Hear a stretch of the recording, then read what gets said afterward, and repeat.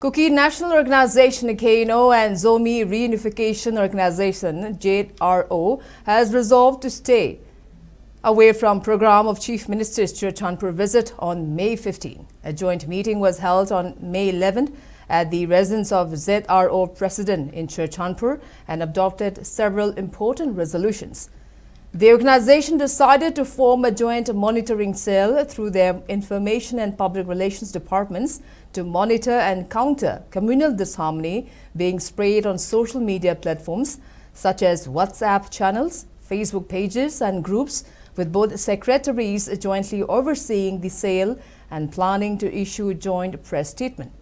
They reaffirmed their common political goal of a union territory with legislatures as adopted after May 3, 2023 and resolved to continue with the same until further decision.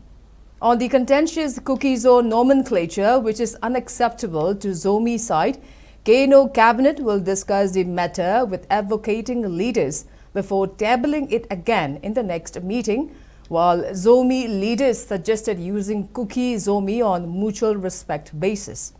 The formation of a central working committee was also discussed, with ZRO cabinet set to deliberate first.